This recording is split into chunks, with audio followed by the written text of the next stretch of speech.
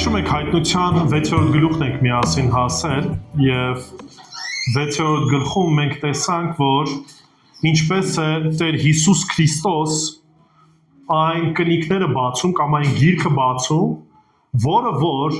մարդկության պատմությունն է խորհրդանշում։ Եվ կհիշեք մենք խոսեցինք, որ որևիցե մեկը չգտնվեց, որ այդ իրավունքն ուներ,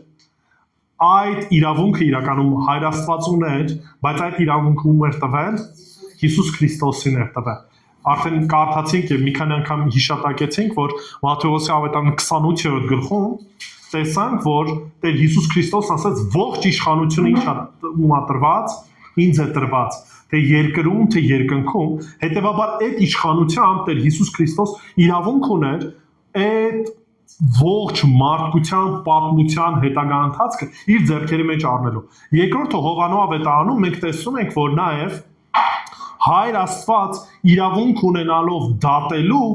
այդ դատաստանի իրավունքում տվեց նորից Հիսուս Քրիստոսին տվեց։ Ով որ երկրորդ անգամ երբ որ գալու է, արդեն գալու է դատելու աշխարհը։ Առաջին անգամ Տեր Հիսուս Քրիստոս եկավ փրկելու համար, երկրորդ անգամ գալու է դատաստանի համար, դատելու համար։ Եվ հայտնության մեջ մենք արդեն իսկ տեսնում ենք դատաստանները։ Եթե կհիշեք, որ այդ գրքում քանի կնիկ կային, 7 կնիկներ կային, այսինքն միշտ հիշում եք 7 ամբողջությամբ թիվն էր, այսինքն ամբողջական դատաստանը, ամբողջական իրավունքը պատկանում էր Տեր Հիսուս Քրիստոսին։ Եվ անցած անգամ խոսեցինք առաջի 4 կնիկների մասին, որոնք որ արտահայտվում էին ձիավորներով, կհիշեք, առաջի ձիավորը սպիտակ ձիավորն էր, որը որ կարծես ինչ էր բերում, խաղաղություն էր բերում, բայց այս ամեն ինչը ինչ էր, ձևական խաղաղություն էր, ձևական խաղաղություն, որը որ ները կարծես ինչ անում, հաստատում է։ Եվ մենք տեսնում ենք, որ դրանից հետո միանգամից որն է գալիս, երկրորդ ձիավորը, կարմիր ձիավորը, որը որ խորհրդանշում էր ինչը, պատերազմը, կռիվը, այսինքն խաղաղությունից հետո, ժամանակավոր խաղաղությունից հետո միանգամից գալիս է ինչը, պատերազմը, կռիվները, որն էլ իր հերթին ինչա բերում, բերում էր ինչը, սովը եւ մենք ասացինք, որ այս մեկը մյուսի հետ կապված է իրար հետ, այսինքն հիշում եք դեղնականաչավուն ձիավորն էր, որը որ նման էր այն մեռած մարդուն, որը որ ինչ էր, ասում է, որ այդ ժամանակ սով էր, բավականին թանկանում է ամեն բանը, եւ մենք ամենավերջի ձիավորն ենք տեսնում, որը որ մահն էր եւ դժոխքներ իր հետ բերում, որը որ ինչն էր, սովը, պատերազմը, կենդանիները եւ այլն, բավականին մեծ ինչ բերեցին, մահ բերեցին։ Հիշում եք մենք հաշվարկով արեցինք, որ մոտավորապես 1.5 միլիարդ մարդ մենակ այս առաջի 3.5 տարվա ընթացքում մահանում են այս առաջի 4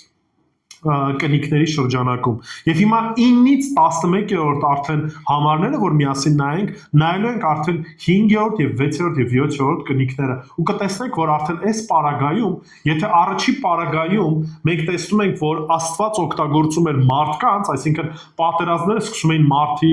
մարդիկ էին, որ այս ամեն ինչի մեջ էին մտնում, շարունակության մեջ մենք տեսնում ենք, որ աստվածային ուղիղ ներգործությունը մենք տեսնում։ Բացեք հայտնություն գիրք, կկարդանք սկիզբը 6-րդ գլուխ 9-ից 11 համարները։ Откровение, վերջին գիրքը, հայտնություն 6, 9-ից 11 համարները, բացեք, միասին կարդանք։ 9-ից 11, հետո արդեն շարունակությունը կկարդանք։ Ես կարդամ։ Երբ 5-րդ կնիքը բացեց, զոհասեղանի տակ տեսա նրանց հոգիները, որոնք մորթվել էին Աստծո խոսքի եւ վկայության համար, որ պահել էին։ Նրանք բարձրաձայն աղաղակում էին եւ ասում. «Մինչև երբ ով սուրբ եւ ճշմարիտ Տեր, չպիտի դատես եւ չպիտի առնես մեր արյան վրեժը երկրի վրա բնակվողներից»։ Եվ նրանցից յուրաքանչյուրին սպիտակ հանդերձներ տրվեցին եւ նրանց ասվեց, որ դեռևս մի փոքր ժամանակ հանգստանան, մինչև որ լրանա նրանց ծառայեկիցների ու եղբայրների թիվը, որոնք նրանց պես սպանվելու են։ Հիմա ուշադրություն դարձրեք 5-րդ կնիքին։ Երբ որ 5-րդ կնիքը բացվում է, մենք տեսնում ենք, որ փոփոխություն է տեղի ունենում։ Նորից նախորդ 4-ը նկարագրվում էին հեծյալների կողմից, եւ մենք նաեւ տեսնում ենք, որ ինչ էին քերովփեները ինչ էին ասում, արի, եկ, այսինքն մենք տեսնում ենք, որ գազանները ասում են թող լինի, թող գա։ Շարունակության մեջ մենք արդեն այդ արձագանքը չենք տեսնում եւ չենք էլ տեսնում նույնիսկ որովհետեւ ձիավորների։ Այլ ինչ ենք տեսնում։ Ասում են զոհասեղանի տակ տեսա ում հոգիների։ Հիմա նայեք, երբ որ խոսում է զոհասեղանի տակ, մենք պետք է հասկանանք, որ երկնային տաճարի մասին է խոսքը գնում, եւ այն ինչ որ Հովհաննեսը տեսնում է, պատկերացեք նման է, չգիտեմ, ոնց որ տեսանյութի։ Հիմա մենք հեռախոսների մեջ վիդեո բան տեսնում ենք, այն ժամանակ դες բան չկա։ Ստեղ նույնիսկ պատկերացեք այդ գիրքը բացվում է եւ գրքի մեջ ինքը այդ ամեն ինչը, ասած ասած, ընթացքը տեսնում է։ Եվ այս պարագան ինքը երկնային տաճարի մեջ ինչ է տեսնում, տեսնում է, որ զոհասեղանի տակ այս հոգիներն են։ Զոհասեղանը ի՞նչն է խորհրդանշում։ Զոհ էին մատուցում, արյունն էին թափում, ում արյունն էր թափվում, 5 տականում, կենդանիների արյունն էր թափվում եւ ցողվում էր զոհասեղանի տակ, ի նշան նրա, որ մարդկանց, այսպես ասած, որպես մեղքերի հետևանք, այս մարդկանց արյունն է թափվում։ Երբ որ ասում են, որ զոհասեղանի տակ էին, մենք տեսնում ենք ինչ, այդ պատկերը, որ այս մարդիկ իրենց կյանքը որպես ինչ տվեցին, պատարակ տվեցին, որպես զոհաբերեցին հանուն ում Հիսուս Քրիստոսի, հանուն ավետարանի տարածման։ Դա համար այս խորհրդանիշն ենք տեսնում, որ իրենց հոգիները կարծես ինչի տակ էին, զոհասեղանի տակ էին, մորթված էին, սպանված էին, եւ մենք նույն այս արմատն ենք տեսնում, որ գառան համար էր օգտագործված։ Հիշեք, որ ասած կարծես մորթված գառն էր եւ այս մարդիկ էլ նույն արմատն օգտագործած, այսինքն Հիսուս Քրիստոսի կամ հավատքի համար, այս այն մարդիկ էին, ովքեր որ ինչ եղան, մահացան։ Հիմա հարցը նորից առաջանում։ Ում մասին է խոսքը գնում։ Ինչ եմ որ հարցս տալիս, որտեվ եկեղեցին այլևս երկրի վրա չէ, հափշտակված է։ Այդ դեպքում ում մասին է խոսքը գնում։ Այն մարդիկ, ովքեր որ դեռևս չէին հավատում, եկեղեցին հափշտակվեց եւ այս 7 տարվա նեղության ժամանակ ինչ են անում, հավատում են, ոչ միայն հավատում են, այլ սկսում են ինչ անել, վկայել, ավետարանել, իրենց մասին շատ ավելի մանրամասն դեռևս խոսելու ենք։ Ես ասում եմ, որ հայտնության գիրքը կտեսնեք, մենք ահագին առաջ ենք անցնում, հետո նորից ինչ ենք անելու, հետ ենք գնալու ու ավելի որոշ դրվագները ավելի մանրակրկիտ ենք այդ դետալների մեջ նայելու։ Սա այն մարդիկ են, ովքեր որ մնալու են այդ 7 տարվա նեղության ժամանակ, հավատարիմ են մնալու Աստծուն, չեն ընդունելու ների նշանը եւ հանուն հավատքի ինչ են լինելու, մահանալու են, սպանվելու են։ Այն ինչ որ Մատթեոս 24 գլխում կհիշեք, որ ասում է ձեզ լարելու են, ձեր հետևից են ընկնելու եւ այլն եւ այլն, այսինքն Հիսուս Քրիստոս սրա մասին նախորդ ինչ էր արել, զգուշացրել է։ Հիմա չեմ ուզում այդքան կենտրոնանամ իրանց վրա, որովհետև իրանց մասին խոսել ենք, բայց ավելի ուզում ուշադրություն դարձեք 10-րդ համարի վրա։ Իրենք ինչ են անում։ Ինչ էին աղաղակում։ Մինչև երբ ոսորտ ու ճշմարիտներ պիտի դատես ու չպիտի առնես մեր արյան վրեժը երկրի վրա բնակողներից։ Ուշադրություն դարձրեք, ինչ են ասում, աղոթք են բարձրացնում, Տեր Աստծուն ասում են, մինչև երբ քո արդար դատաստանը ինչ ես անելու, չես բերելու։ Մինչև երբ ենք այս ամեն ինչին հանդուրժելու, ինչի, որտեվ ինչ ա եղանք, սպանվեցին քո համար, մարտիրոսվեցին քո համար։ Սաղմոս 74 9-ից 10 համարներով մեկը կկարդա։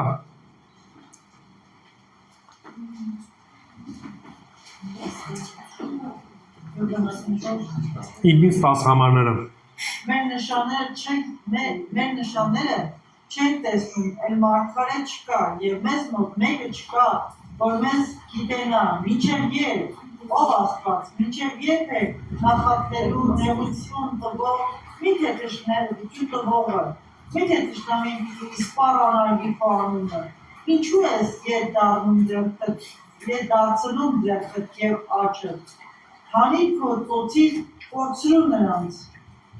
Հիմա նայեք, երբ որ մենք sense սաղմոսներ ենք կարդում, կարող մեր մոտ տպավորություն ստեղծվի, որ կարծես թե ինչ անում, անիծում ասում եմ միանգամից պատժի։ Նայեք սաղմոսները, որ Դավիթն է աղոթում կամ Դավիթն է բարձրաձայնում, որ Տեր փշրի թշնամիների ոսկորները եւ այլն, եւ սա պետք է հասկանանք ոչ թե անեծք է, ոչ թե անձնական է ձև ասած մոտեցում է, որ ինձ վնաս են տվել, դրա համար պարտադիր sense ասած դու հատուցիր։ Սա արդար պահանջ է այն Աստծուց, որ արդար դատավոր է։ Այսինքն իրենք Աստծուն մոտենում են այնպես, ինչպես որ հարկն է, եւ սա անձնական վրեժխնդրության հարցը չի։ Եվ նույնիսկ այս պարագայում, երբ որ մենք տեսնում ենք, երբ որ ասում են, մինչև երբ չես դատելու, մինչև երբ չես դատելու, ինչ է նկատի ունի, որ մինչև երբ քո արդար դատաստանը մենք չենք տեսնելու, որովհետև դու ինչ ես, արդար ես քո որոշումների մեջ։ Եվ դրա համար այնպեսին ինչպեսին որ կաս, ուզում ենք, որ դու հենց այդ ձևին էլ ինչ լինես, այդ ձևին լինես, քո արդարությունը գա, քո դատաստանը լինի եւ այս պարագայում նորից սա անեծք չի, անձնական նկարտումներով։ Սա այն արդարության մղումն է, որ Տիրոջ նահատակները ինչ էին ուզում էին, որ Տերը իրագործի, իմանալով, որ ժամանակը գալու է, որ Տերը ինչ է անելու, իր դատաստանը բերելու է։ Ուշադրություն դարձրեք, ինչպես են դիմում Աստծուն։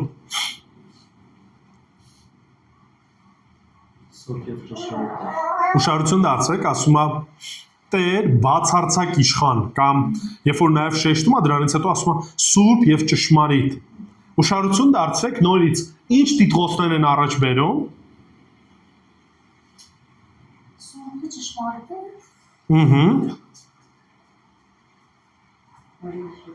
Որ համանա։ Նայեք, ամենասկիզբը ուշադրություն դարձրեք, ասում է նրանք բարձրաձայն աղաքում են միջև երբ ով Տեր սուրբ եւ ճշմարիտ Տեր պիտի դատես ու չպիտի առնես մեր արյան վրեժը երկրի վրա բնակվողներից։ Ինչի են շեշտում ըստ ձեզ, որ Աստված ճշմարիտ է ու սուրբ է։ Այսինքն Աստված մեկն է, ով որ մեղքը չի հանդուրժելու։ Ներկայանում են ասում են, որ դու սուրբ ես եւ քո սրբության շրջանակում որևիցե մեղ, որևիցե կատարած արարք չի կարող ինչ լինի դուրս մնա, որտեղ շատ մարդիկ կան ասում են Աստված սեր է եւ չեն ուշադրություն դարձնում Աստծո ինչին սրբությանը, արդարությանը, որտեղ արդարությունը գալիս է Աստծո սրբությունից եւ գալիս է նրա ճշմարիտ լինելուց, որտեղ այն ամեն ինչ որ ասեց Աստված իր ժամանակին իրականություն է դարձնելու։ Դրա համար էլ այս հոգիները Աստծուն մոտենում են, ասում են սուրբ ես ու ճշմարիտ ես եւ որպես սուրբ ու ճշմարիտ պետքա քո արդար ինչը տեսնես, դատաստանը տեսնես։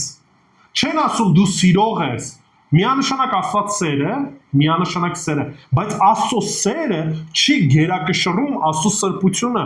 Աստծո սերը չի գերակշռում այն ճշմարտությունը, որը որ ինքը ասել է։ Չպիտի գերակշռենք, չպիտի ասենք դե Աստծո սերը ավելի բարձր է, դրա համար օրինակի համար Աստված մեղավորներին դժոխք չի ուղարկի հավիտենական եւ այլն եւ այլն։ Ախր ո՞նց կարա սիրող Աստված թույլ տա, որ իրանք տանջվեն եւ այլն եւ այլն։ Ո՞նց կարա սիրող Աստված դատապարտի մահվան, օրինակի համար ոնց որ ասում են այդ փոքր երեխաներին եւ այլն եւ այլն։ Մենք պետք է հասկանանք, որ Աստված սիրող լինելով հանդերձ դրա հետ մեկտեղ ինչ է արդար է, սուրբ է եւ ճշմարիտ է։ Եվ այդ արդարության, ճշմարտության մեջ, սրբության մեջ որևիցե մեղ չի կարող Աստված հանդուրժի, ընդունի։ Եվ այս պարագայում ինչ են անում, ասում են որ սուրբ ես ու ճշմարիտ ես, այսինքն սա այն երաշխիքն է, որ ամեն բանից անպայման Տերը ինչ անելու, իր արդար դատաստանն տեսնելու, այսինքն արդարությունն է երևալու։ Ուշադրություն դարձրեք նաև շարունակության մեջ։ Ինչ է ասում, ասում է արյան վրեժը առնես երկրի վրա ումենից բնակվողներից, ուշադրություն դարձնում եք, ինչ է ասում, երկրի բնակիչներից, այսինքն սա հայտնության մեջ տեխնիկական տերմին չի, սա չի նշանակում պարզապես երկրագնդի վրա ապրող մարդկանց, ինչ է նշանակում, սա ցույց է տալիս բոլոր նրանց, ովքեր որ Աստծո դեմ ինչ արեցին, ըմբոստացան, Աստծուն հակառակ գնացին, այսինքն ոչ թե ընդհանրական ամբողջ աշխարհից նկատի ունի, այլ կոնկրետ նրանցից, ովքեր որ ըմբոստացան Աստծո առաջ եւ սպանեցին այս մարդկանց, ովքեր որ Տիրոջ համար էին ինչ անում, ծառայում, Տիրոջ առաջ էին ծառայում։ 11 համարը, մենք կարծես տեսնում ենք ինչը, պատասխանը։ Երբ որ իրանք աղաղակում են, ասում են մինչև երբ, առաջինը Տերը ինչ է տալիս, ասում բոլոր նրանց տրվեց ինչ, սպիտակ պատմության կամ սպիտակ հանդերձներ տվեց։ Արդեն մենք կարդացել ենք հայտնության գրքում, որ բոլոր նրանք, ովքեր որ հաղթեցին,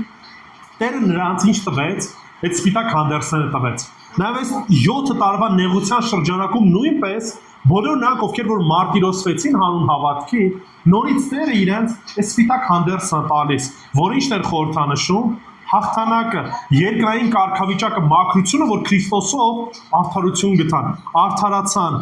աշխարհի աչքում նրանք ինչ էին,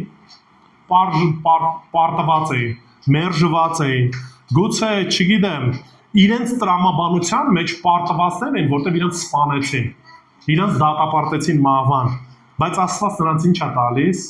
սպիտակ հանդերձներ է տալիս։ Այն պատվական հանդերձները, որ Տեր Հիսուս Քրիստոս խոստացավ, ասեց, որ բոլոր նրանք, ովքեր որ իմը կլինեն, կմտնեն իմ թագավորության մեջ եւ Տերը իրենց հատուկ հանդերձներ կտա այդ հարսանիքին մասնակցելով։ Որոնք այդ սպիտակ հանդերձները ստացան։ Երկրորդը նաեւ ինչ է ասում մի փոքր ժամանակ էլ, այսինքն Աստված չի արհամարում իրենց աղոթքը, չի ասում դա անցած լինի եւ այլն, ինչ է ասում։ Մի փոքր ժամանակ էլ, այսինքն ուշադրություն դարձրեք, որ Աստվածային դադար կա այստեղ ցույց տալու, որ ամեն բան ունի իր ժամանակը։ Տերը ամեն բան, այսինքն դադար տվեք այն առումով, որ այսինքն մի բան պետք է սպասեք այդ առումով, դադար լինի, Աստվածային դադար լինի։ Հենց այդ բանից, որ ինչ ենք անում, աղաղակում ենք, Տերը պատասխանում ասում է, սպասեք, այսինքն ժամանակը գալու է, այդ արդար դատաստանը ինչա լինելու, գալու է։ Բայց ժամանակ կա, որ պետք է լրանա, այսինքն այն ժամանակը, որ Տերն է սահմանել։ Ինչու համար է այդ Տերը նաև ժամանակը սահմանը։ Մենք խոսել ենք սրա մասին, որ ամեն բան Տիրոջ ձեռքերի մեջ է։ Ամբողջ մարդկության պատմությունը Տիրոջ ձեռքերի մեջ է։ Եվ օրինակի համար ժողովուրդ գիրքն ասում է ամեն բան իր ժամանակն ունի եւ այդ ժամանակը սահմանում է ով Աստված եւ այս պարագայում ասում է որ մի փոքր ժամանակ ու այս նեղությունը ինչ է լինելու վերջանալու է հետո բացի դրանից որն է պատճառը որ ասում է սպասեք ինչին պետք է սպասենք այսինքն Տեր Աստված ուներ հստակ նրանց ովքեր որ պետք է ինչ անեին դեռևս փրկվեին եւ դրա համար ասում է սպասում է նույնիսկ Տեր Հիսուս Քրիստոսի պարագայում էլ ասում որ Տերը ուշացնում է իր գալուստը որովհետեւ կան դեռ նրանք ովքեր որ պետք է ինչ անեն հավատան պետք է փրկվեն երբ որ ասում է ծառայակիցներ այսինքն կան դեռևս ժամանակահատվածում մարդիկ ովքեր որ պետք է ինչ անեն փրկվեն որտեվ եթե հենց հիմա ամբողջական դատաստանը եկավ բոլորը բնաջինջ կլինեն բայց պետք է ժամանակ գա մինչև որ Տիրոջ սահմանած թիվը ինչ անի լրանա ժամանակ ավելի շատ հավատացողներ ու փրկվողներ եղան թե կլին թե 7 տարիների ընթացքում նայեք հիմա ես չեմ կարող ասեմ ժամանակագրությունը ինչի որովհետև շարունակության մեջ որ կտեսնենք որ նույնիսկ 7 տարվա նեղության շրջանակում լիքը մարդիկ են լինում ովքեր որ փրկվում են ինչի պետք է միշտ հասկանանք այս տրամաբանությունը մարդկության բնակչությունը գնալով ինչ անում աճում է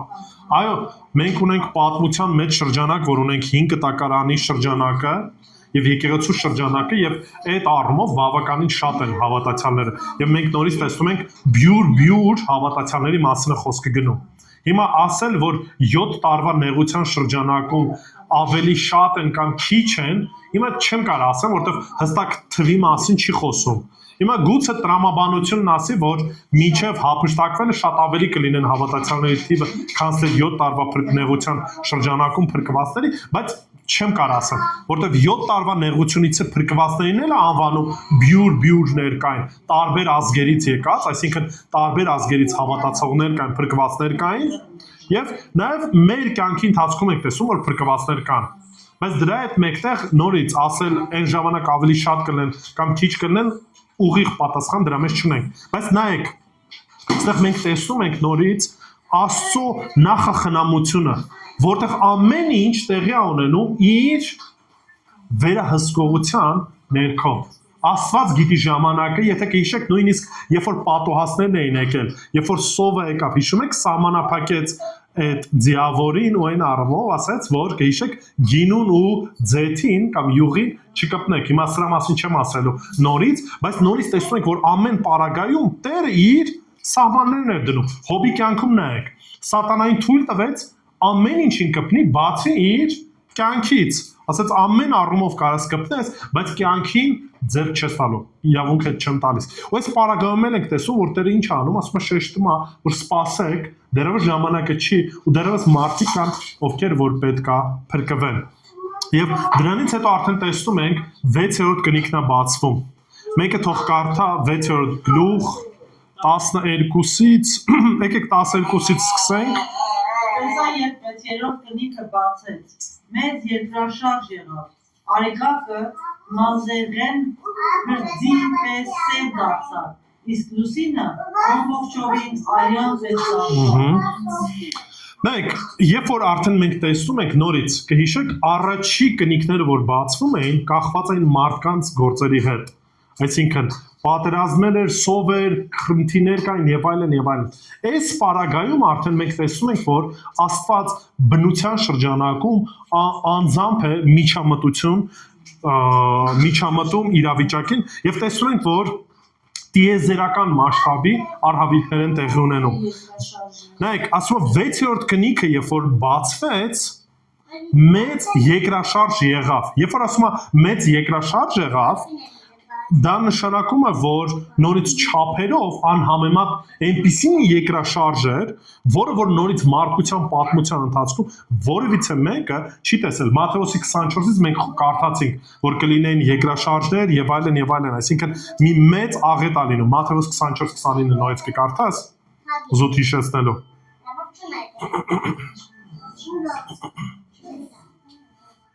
Նեղության այդ օրերից հետո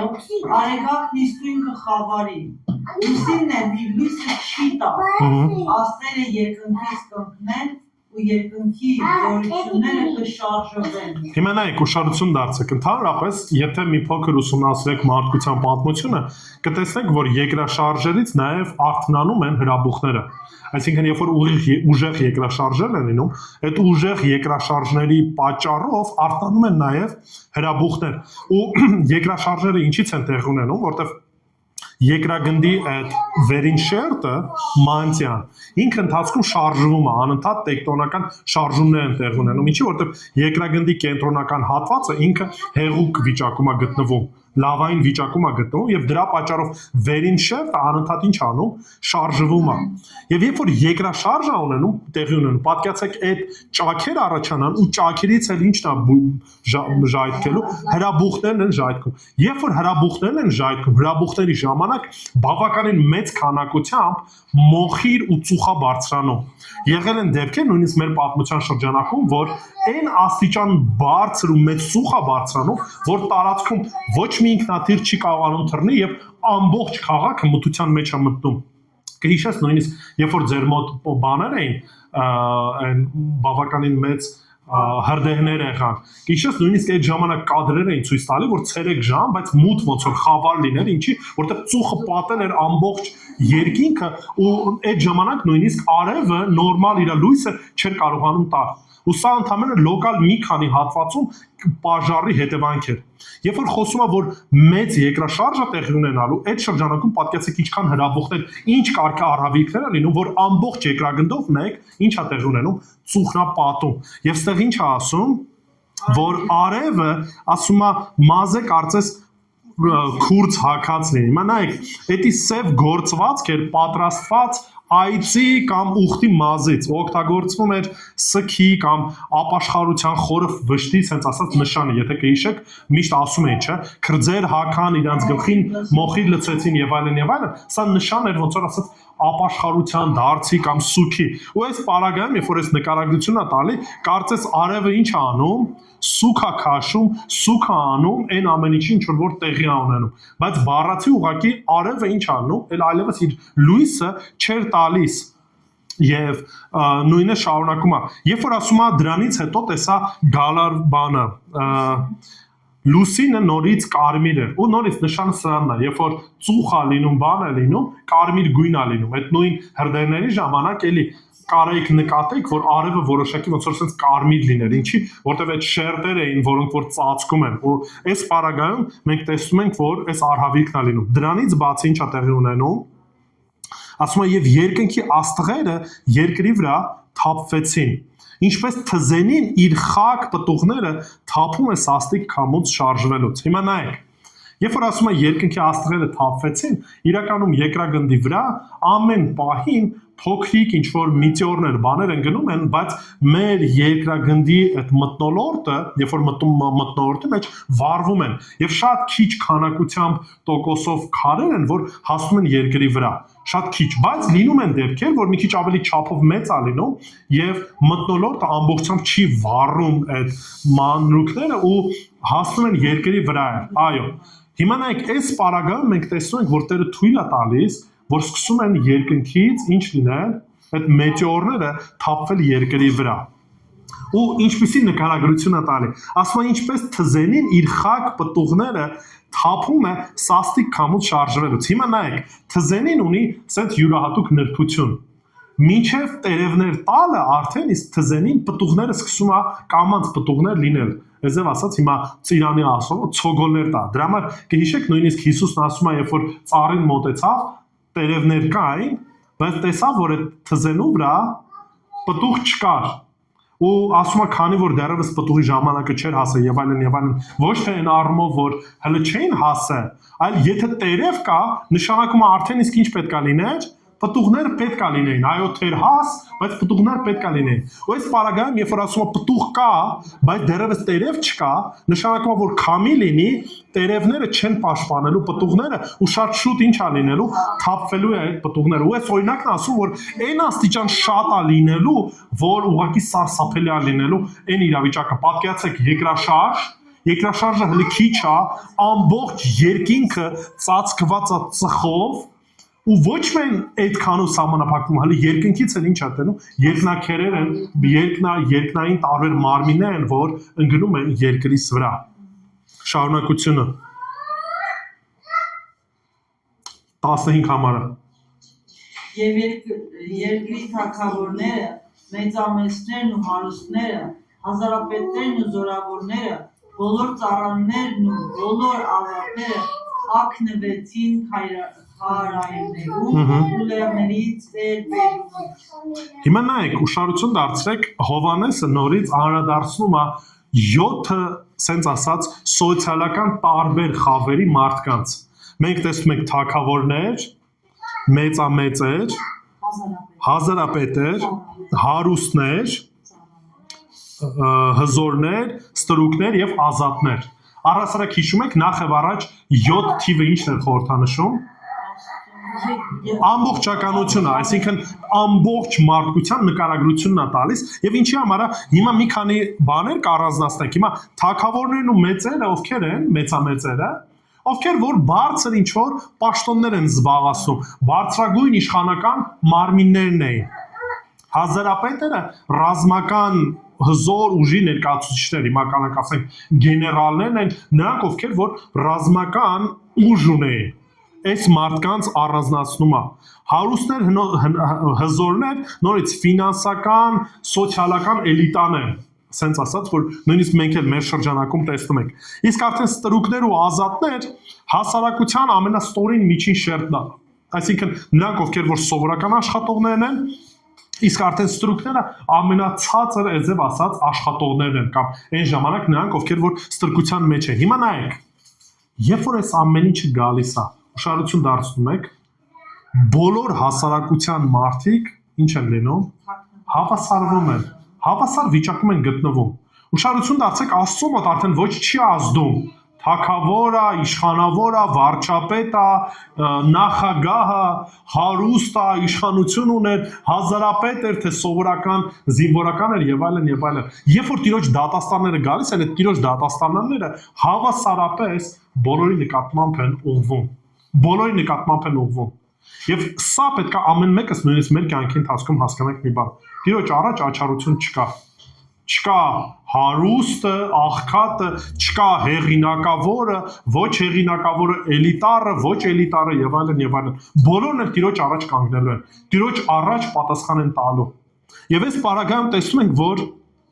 բոլորը ինչ արեցին, փախնում են։ Բոլորը փախնում են ու վախեցած վիճակում են գտնվում։ Ինչ էին ասում 16-17 համարները։ Եվ լեռներին ու ժայռերին ասում էին. ընկեք մեզ վրա ու ծածկենք մեզ գահի վրա նստողի երեսից եւ գառան բարկությունից։ Հիմա ուշադրություն դարձրեք։ Հարցի լուծումը որտեղ են գտնում։ Փախնելու եւ մտածում են, եթե օրինակի համար հիմա սենց ասած այս ժայռերի քարեր իրանց վրա ընկնեն մահանան, դրանով հարցը լուծվելու է։ Շատ մարդիկ են նույնիսկ հիմա երկրից վրա ապրելով այս տրամաբանությամբ ապրում։ Նրանք ովքեր որ ինքնասպան են լինում, մտածում են լավ, դեստեղ ինչ որ խնդիրներ ունեմ, դժվարություններ ունեմ, մեռնեմ, հարցը բրծնի, թեման փակվի։ Այնի չեն հասկանում, որ այդ մահը հարցին լուծում չի տալու։ Հակառակը կանգնելու են Տիրոջ դատաստանի առաջ եւ դրանով հարցին լուծում չի տրվում։ Եվ այս տրամաբանության մեջ էլ ուշադրություն դարձրեք։ Մտածում են, որ հարցի լուծումը զուտ ֆիզիկապես մահանալն է, որ այսքանով կոպիտ ասած ամեն բան բրծնի։ Ֆիզիկապես մահանանք, ֆիզիկապես ոչնչանանք ու այդքանով ցենց կարծես Աստծո ներկայությունից կփախնենք։ Որևիցե մեկը կարա Տիրոջ արդար ու դատաստանից փախնի։ Որևիցե մեկը չի կարող արդար դատաստանից փախնի։ Եվ ուշադրություն դարձրեք։ Այս մարդիկ հասկանում են, որ այս դատաստանները ումից է գալիս։ Աստծուց է գալու, ուշադրություն դարձեք, ասում է, ով կազատի մեզ, ով կարող է կանգնել ում առաջ։ Ասում է գահի վրա նստողի երեսից ու գառան բարկությունից։ Ուշադրություն դարձրեք, իրանք արդեն նույնիսկ հասկանում են, որ այս բարկությունը, այս դատաստանը ումից է գալիս, Աստծուց է գալիս, Տիրոջից է գալիս։ Եվ ուշադրություն դարձեք, գառնուկը ինչպես է նկարագրվում, սիրող որպես գառան բարկությունից։ Ես դրա համար եմ ասում, նայեք, երբ որ խոսքը գնում է բարկության մասին, մենք շատ դեպքերում մենք մեր տրամաբանությամբ նայելով կարծում ենք կամ կարող կարծենք, որ սա, չգիտեմ, էմոցիոնալ ինչ-որ կատաղություն է եւ այլն եւ այլն։ Դրա համար օրինակի համար Աստված մեզ զգուշացնում է, ասում է, որ ինչ արեք, մի բարկացեք, որտեղ ասում է մարդու բարկությունը Աստծո արդարությունը չի փնտրում։ Մենք չենք կարող բարկանանք այնպես կատարյալ կերպով, ինչպես որ բարկանում է Աստված։ Ինչու որտեղ Աստծո բարկության մեջ մեղք չկա, Աստծո բարկության մեջ անարդարություն չկա։ Աստծո բարկության մեջ երևում է նրա սրբությունը ու նրա արդար դատաստանը։ Մեր պարագայում, երբ որ մենք ենք բարկանում, կարող է ինչ-որ մի բաներ լինի, որը որ պատճառ ունի, բայց մեր բարկությունը միշտ տանում է մեզ դեպի մեղքի։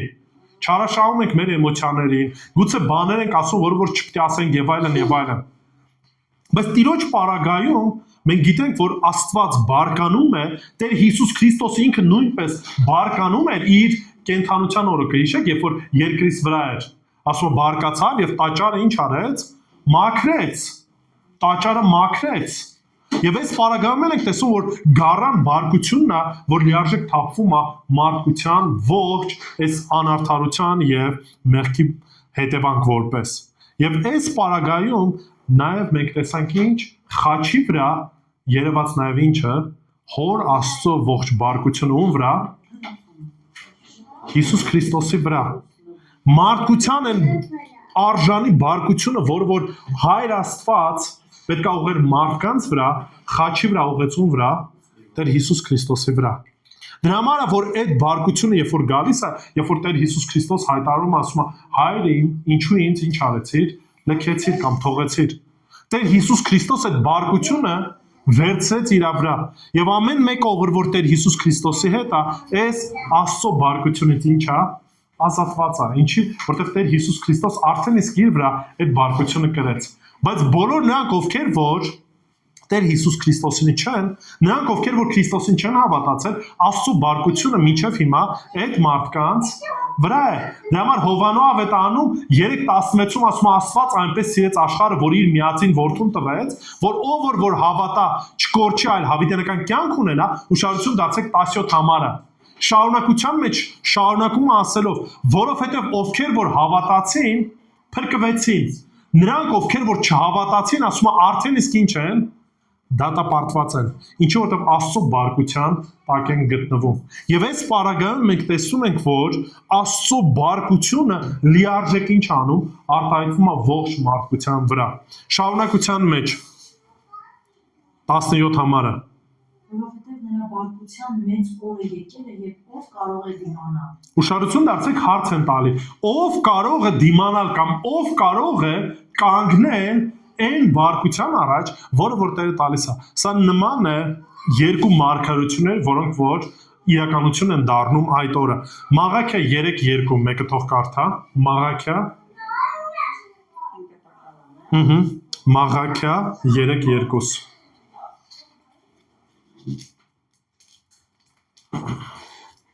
Մաղաքիա 3:2 Կարդաս։ Ով կարող է տոկալ նրա գալու օրվան եւ նրա երևալու ժամանակով կարող է կանգնել նրան, որովհետեւ նա զտողի կրակի պես է եւ լվացարանների օջախի պես։ Ուշադրություն դարձեք, ինչ անում։ Ասում է, ով կարող է կանգնել այն օրվան, երբ որ Տերը գալու է։ Որևիցե մեկը իրապես Տիրոջ առաջ չի կարող կանգնել, եթե Քրիստոսով փրկված չի։ Քրիստոսով սրբված չի։ Դրա համար այն ժամանակ մարդիկ ինչ էին ասում, ով կարող է կանգնել կամ ով կարող է դիմանալ, մարգարության մեջ ասում է, երբ որ Տիրոջ օրը գա, ով է կարողանալու կանգնել։ Ոչ մեկ չի կարողանալու կանգնել։ Հովել 2:11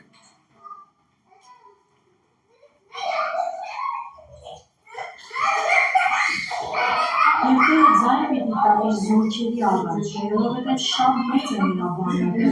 որովհետև հզոր է իր խոսքը կատարողը, որովհետև մեծ եւ շատ ահել է Տիրոջ օրը, եւ ով կարող է նրան դիմանալ։ Ուշադրություն դարձեք, Հովելը ինչպես է նկարագրում Տիրոջ օրվա հետ կապված։ Ինչպիսին է լինելու Տիրոջ օրը, մի հատ նույնց կկարդաս, երեխեք շատ էին շփորանում։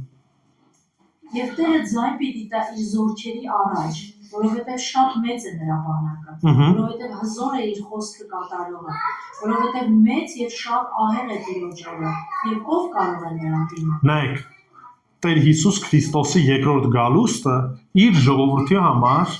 ինչ է լինելու, օրհնության օր է լինելու, պահ է լինելու, որ ակնկալում են։ Բայց բոլոր նրանք, ովքեր որ Քրիստոսինը չեն, վայ այդ օրվան, որտեղ երբ որ Տեր Հիսուս Քրիստոս կա, այլևս այլ հնարավորություն չի լինելու։ Դրա համար ասում եմ, վայ են օրվան, ու որևիցե մեկը Տիրոջ առաջ չի կարողանալու կանգնել, եւ անցած անգամ հիշեցինք, որ Եբրայեցիս նամակի մեջ ասում է, վայ են մեկին, ով որ կենթանի Աստծո ձեռը կընկնի։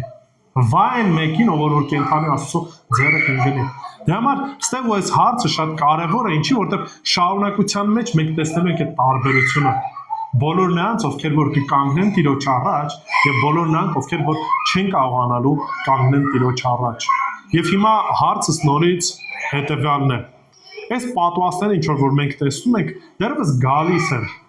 Ամբողջական դեռևս չեն եկել, չի տեղի ունեցել սա, բայց իրականում այսօր էլ մենք տեսնում ենք, որ որոշ առումով Տերը իր դատաստանները իր ժամանակին ինչ անում, ուղղում է։ Եվ շատ հարցերում մենք պետք է զգույշ լինենք ու հասկանանք մի բան. մեր վախը, մեր երկյուղը պիտի լինի Աստծո առաջ։ Դրա համար, չգիտեմ, վախենալ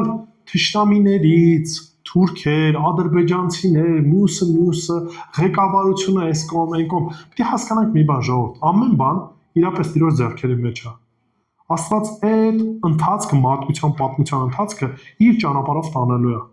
Եվ այո, ժամանակը գալու է, որ ամեն մեկին էլ իրենց արժանինքներին համամիտ պատասխանը տալու։ Եվ այն նույնիսկ ինչ որ մարդիկ չեն էլ կարող պատկերացնել, այդ ամեն ինչը գալու է։ Գուցե NASA նորից ֆանտաստիկ ինչ որ մի ֆիլմ թվա մեզ, լիքը մանավանդ հոլիվուդյան ֆիլմեր կա, աշխարհի վերջի հետ կապված, կարաք տեսնեք երկրաշարժներ են, եսիմինչ, բայց այդ ամեն ինչը իրականում լինելու է։ Բայց այդ ամեն ինչը դեռևս, սենց ասած, ամեն ինչի սկիզբն է, որտեղ շարունակությունը որ կարդանք, կտեսնենք, որ շատ ավելի վատ է լինելու։ Ու կտեսնենք ուրիշ մի իրավիճակ։ Երբ որ մարդիկ հստակ հասկանում են, որ սա Աստծուց է, ինչ են անում, իրենց սրտերը ավելի են խստացնում, ավելի են հակառակ գնում, ավելի են հակառակ շարժվում։ Դրա համար հավատացողը չի հավատալու ինչ որ հրաշքներով։ Կամ հավատում ենք իր խոսքի շրջանակում, կամ այն մնացած խոսքերը մինչև չտենամ չեմ հավատա եւ այլն, սուտ ու փուչ բաներ են։ Մարդիկ տեսնելու են Տիրոջ դատաստանը։ Մարդիկ տեսան Տեր Հիսուս Քրիստոսին, բայց նորից ինչ արեցին, մերժեցին։ Համար այսօր է փրկության օրը, այսօր է այդ հավատքի օրը, որպեսզի մենք հավատքով գանք Տեր Հիսուս Քրիստոսի առաջ ու խնդրենք, որպեսզի ների։ Խնդրենք, որպեսզի իր զավակ այս գալի կորբանը պատրաստ լինենք։ Որտեվ վայ են մարդկանց, նորից եմ ասում, ես չեմ երազում են մարդկանց համար, ովքեր որ այս օրերն են ընկնում, այս օրերն հասնելու։ Ու Տեր Հիսուս Քրիստոսն էլ զգուշացնում, ասում է, վայ այդ ժամանակ այդ մարդկանց, որ ասում է դաշտերում եք, սարերում եք, հանկարծ չիջնեք ներքև։ Հանկարծ չիջնեք, որտեվ վտանգ է լինելու։ Նույնիսկ նրանց համար, ովքեր որ հավատալու են այդ ժամանակ, այդ նեղությունով անցնելու են։ Համար մեր աղոթքը պետք է լինի այն, որ ամեն իրավիճակում հասկանանք մի բան, մեկ, Տերը գերիշխան է, իր ժամանակն ունի, եւ իր ժամանակին իր արդար դատաստանը տալու է։ Մենք նայենք մեր կյանքին, մեր ընթացքին։ Շատ լավ։ Կան հարցեր այս հատվածի վերաբերյալ։ Չկան։ Ես մենակ ուզում եի հարցնել այս վերջին փորձությունները, որ ասում ենք։ Ես մի շատ ծանոթ եմ աշխարհի վերջին որ ասում են, հա, պետք է դրանից հետոյի փորձություններն է, թե օրինակի համար այսօր կարող է փորձություններ լիներ, եւ դրանից հետո Քրիստոսի երկրորդ գալուստը լինի, այսինքն այդ մինչև Քրիստոսի Սա Քրիստոսի հազարամյա թագավորության սկզբից առաջն է, այսինքն Տեր Հիսուս Քրիստոս մինչև որ կգա եւ իր թագավորությունը կհաստատի երկրից վրա 7 տարի նեղության շրջանա լինելու, երբ որ ներն է գալու եւ ները որոշակի իշխանություն է ունենալու Աստծուց եւ այդ հալածանքն անելու։ Եվ այս պարագայում Տերը իր արդար դատաստանն է տեսնում։ Սա 7 տարվա նեղության շրջանն է, երբ որ եկեղեցին արդեն հափշտակված է, եկեղեցին երկրից վրա չի։ Այսինքն այդ ժամանակ էր նորմալ մարդ լինելու, այն նման մարդ լինելու։ Հազարամյա ժամանակ էլ է լինելու, Քրիստոս լինելու է ֆիզիկապես։ Ժամանակ այդ պահի իրան կապում են։ Նայ, կարան չհասկանալը, բայց այդտեղ մենք տեսնում ենք, որ լավ է հասկանում են։ Լավ է հասկանում են, որ Աստված է պատժում, բայց երբեք քայլ չեն անում ապաշխարության, երբեք քայլ չեն անում դարձի, ավելի են խստացնում։ Շարունակության մեջ էլի եմ ասում, երբ որ կկարդան, կտեսնեք, այնտեղ գրած է։ Մի քանի անգամ էլ ասում է, որ Տերը մեսի Տիրոջ դատաստանն է, Տերն է, որ այդ բան անում, իր դատաստանով եկել է։ Այդ ամեն ինչը հասկանալով մերժում է։ Հիմա կարաս ասես ախր ոնց հիմար են եւ այլն, հավատացեք այն ժամանակին էր տենց։ Հիսուս եկել էր, փարիսեցիները տենում էին, որ իրեն հրաշքներ անում, ասում են հաստատ սատանայի ուժով, բայց գիտեին, որ սատանան չի կարող նման բաներ անի։ Իրեն որ Քրիստոսն է, բայց իշխանությունը չկորցնելու, հպարտությունից չիջնելու եւ այլն, չէին հավատում, չէին ընդունում, մերժում են, ու այն ժամանակին մերժելու են։ Այո, լինելու են ովքեր որ հավատալու են, հավատի պատճառով սպանվելու են, բայց լինելու են նաև նրանք, ովքեր որ հավատալու են ու փրկվելու են, ու ֆիզիկապես էլ կենդանի են մնալու այդ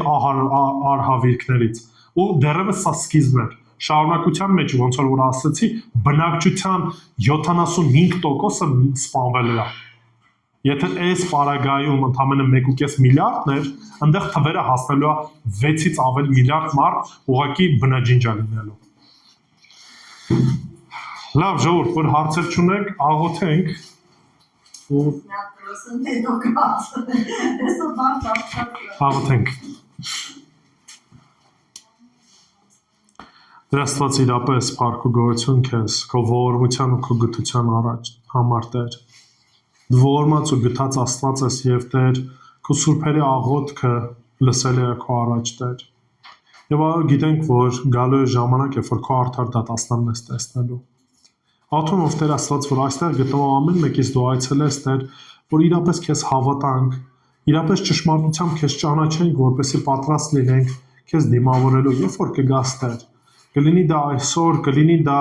չգիտեմ, 10 տարուց թե 1000 տարուց Տեր Աստված, օգնի, որ ամեն վարքյան պատրաստ լինենք քեզ դիմավորելու Տեր։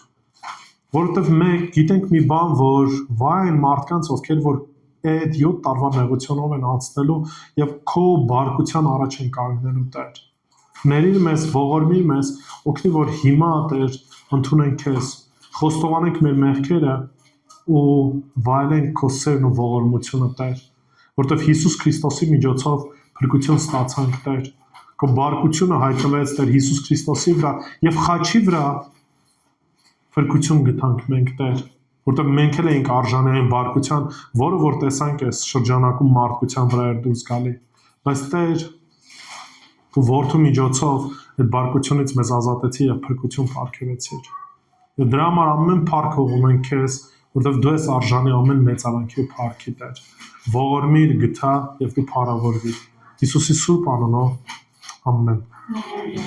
Տեր օրհնի։